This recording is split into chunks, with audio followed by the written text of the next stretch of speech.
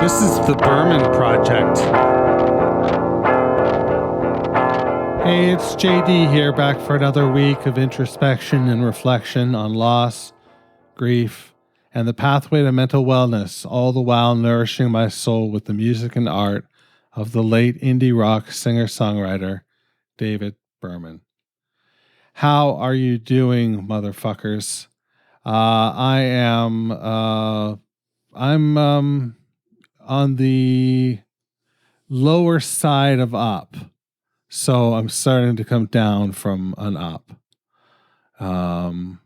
which is always triggering because it can almost beget itself. It's like the feeling that I have right now is like, oh, fuck, here it comes again, and it can almost be this manifest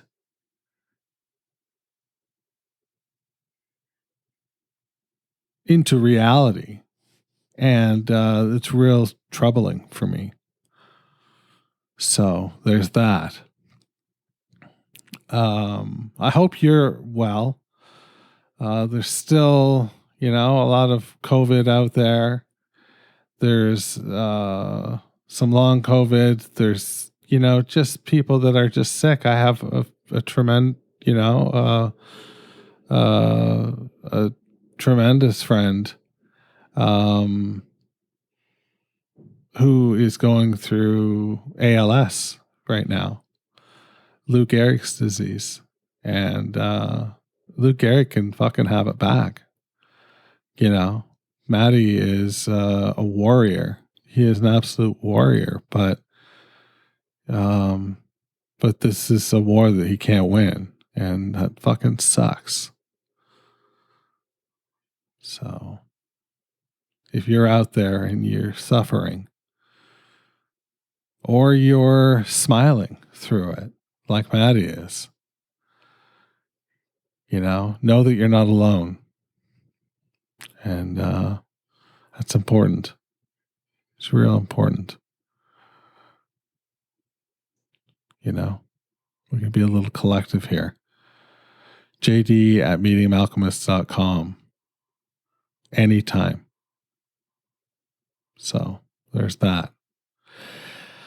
I wanted to record this now because I just posted an episode, and then I was fucking around on the internet and I saw that the Toronto Raptors have fired Nick Nurse. And it got me thinking, Nick Nurse was the coach he had the plan that was good enough to win, the NBA championship in 2019. Now, granted, a very different team. There's two huge players that are not on that team anymore, and that's Kyle Lowry and that's Kawhi Leonard. Now, there's, lots of other players that have come and gone in between, and there's lots of really talented players. Like, people might be saying right now, like, how come you're not talking about, so-and-so or this player or that player? Well, that's the elite. And, Gasol was great. What he did for us was great. And Serge, that was a lot of fun. But those two were stirring the drink, right? The plan that was put together by Nick Nurse. Now you might be thinking, are you just going to fucking talk about basketball? And the answer is absolutely not, because I'm way out of my depth. Way out of my depth. I don't talk about much in pro sports these days. There was a time I could have talked your ear off about baseball and about hockey, and even a little bit about football, but and definitely professional wrestling. So there's that. What struck me though is that this is somebody that the Raptors have invested heavily in. They've hired uh, assistant coaches based on recommendations made by coach nurse. They've, probably focus on, different exercises and things like that based on drills that are run by, the nurse coaching staff and, that kind of stuff. And now that all goes out the window. It all goes out the window.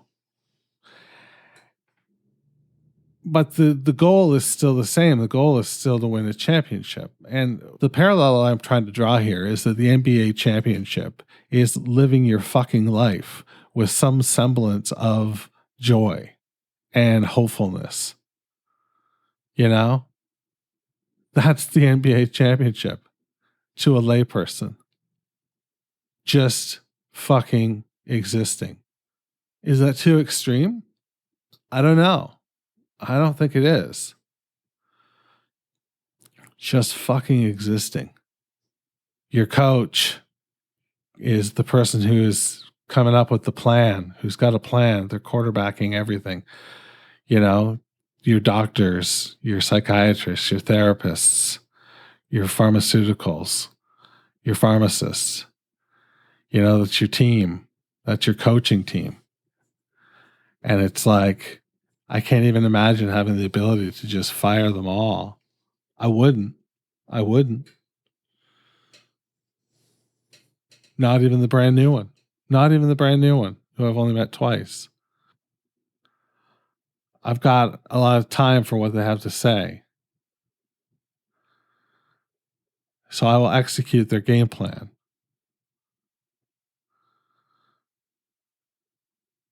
But it is stressful that they can leave as well. There was a little bit of tug of war with Nick Nurse and the Toronto Raptors, especially toward the end of the season. And the tug of war got ugly and it got public. It was, and it just got me thinking, I'm in a good place. The team is assembled. The team is assembled. Everything is in place. Is it just me now having to get into the right frame of mind? That's what I don't know. That's what is going to be curious and peculiar as the weeks and months trickle through my fingers. Just fucking existing. Call me from Albemarle Station if you can. I hope you find a concentration beneath those ceiling fans. We used to dance in the split level ranch, moonlight flooding the room. Now you're gone and the shades are all drawn in my air-conditioned tomb.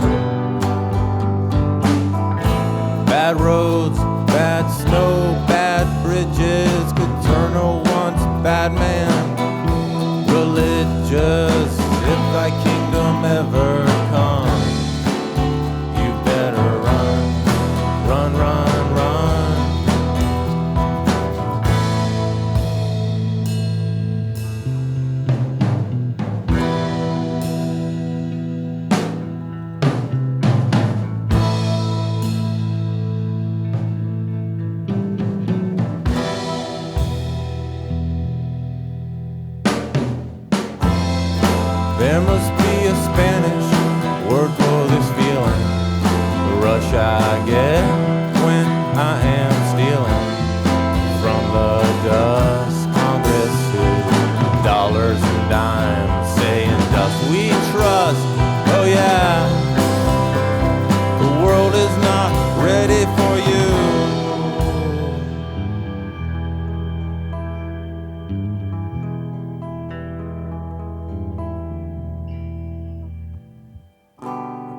abandoned driving with ivy growing over the screen. It's like I caught Hollywood sleeping, sleep without the dreams. Magic shop in Colonial Watts, something gets pushed by the wind. The world's not ready, the world's not ready. Chimes of rabies are ringing again. Bad roads, bad snow, bad bridges could turn a once bad man religious. If thy kingdom ever come, you better run, run, run, run.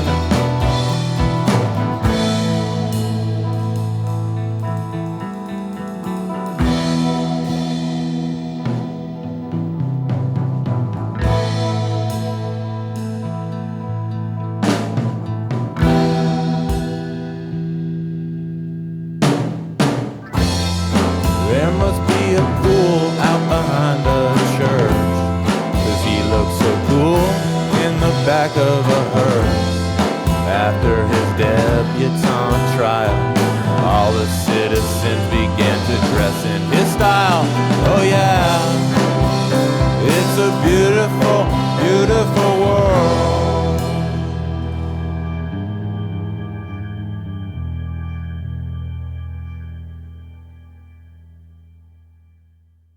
All right, that was Albemarle Station from Natural Bridge. What a fucking song, right? What a song. You're at a party and you put that on, and there are going to be several conversations that stop to pay attention to what this song is, because it's not something that they're familiar with. And yet you, as the Pavement fan, likely recognize the pavementiness of that song. And Albemarle Station, I'll say it again with confidence. There's definitely something pavementy about it, right? It's got an interesting structure. I think it's got a great structure. It's got a great set of bones, they might say. The melody is slackery enough as well that it can't help but lure you in. You know, it really pulls you in, and it almost becomes, you know, a hook in that way, which is interesting because it's, you know, there's no big melodic hook. Lyrically, this is otherworldly. Bad roads, bad snow, bad bridges could turn a once bad man religious. If thy kingdom ever comes, you better run, run, run, run. Just like a great sense of humor in that, but just a great turn of phrase as well. I've been there. I've been driving on horrible roads where I've been white knuckling it, and you do find God. You know, very rarely do you find God on prom night. You know, it's God shows up on those winding roads covered in ice, though. I don't even know where else to tell you. I mean, that's basically your chorus. Yeah, there must be a Spanish word for this feeling. The rush that I get when I'm stealing from the dust Congress, whose dollars and dimes say, "In dust we trust." Oh yeah, the world is not ready for you. Like, he's funny. God damn. And he's not here anymore. Why are all my heroes dead? Said the near 50-year-old man. Want to be my hero? Send me an email, jd@mediumalchemist.com. I need a new hero. Tell me who my new hero should be. Should it be you? Should it be somebody you know? I don't know. I got a podcast feed, and a Shure microphone and vocals that go for miles and miles and miles. Let's read a poem. All right, this comes as always from Actual Air by David Berman. This is called Serenade for a Wealthy Widow. Serenade for a Wealthy Widow. Nude descending staircase, headless, not knowing where she is going, but brave because all dreams lack conclusions and she is not enlisted to an ending. The abstract cannons in the background are still unfired, still the temperature of a bird, while a depth charge buried in blue paint sparkles the door plaques and crab apples of S Street. In the morning you rise from your bed, and the self-portraits come streaming in. A cold black maple hanger clatters to the floor, sputtering police language now, blank now. Ideas reach out with dwarf arms, rheumy-eyed, covered in weak syntax and powder burns. From here at your office, near the end of the river, where messages still trickle in from the interior, like, I am here, and I am here. That was Serenade for a Wealthy Widow by David Berman from the book Actual Air. And that's a doozy, right? You guys don't see how the sausage gets made back here, but I read these into like a template. There's a template at this point where I can drag and drop the song in, and this is where I read the poem, and whatever. And this week went a little bit long, so partway through me reading, all of a sudden the outro came into my ear and scared the living shit out of me. So if you can spot the part where the outro comes in and scares the living shit out of me, send me an email, jd@mediumalchemist.com. Would love to hear from you. Yeah, that's just I don't have a clue what it's about. I love the not knowing where she is going. Like, it makes me realize that if like a good person were reading these, and really rehearsing them and really killing it, that they just go up a notch. They just go up a notch. And it's fucking great stuff. So there's that. That's what I've got for you this week. And I hope you enjoyed yourself. I enjoyed myself immensely. I'll talk to you again real soon. Stay hungry, stay foolish, and wash your goddamn hands. The Berman Project is a production of Douvra Podcasts and Such. You can find out more about the show at www.thebermanproject.xyz. That's right, I'm fucking Canadian. I'm also social. Find me on Twitter, Instagram, and all the rest at Berman Project.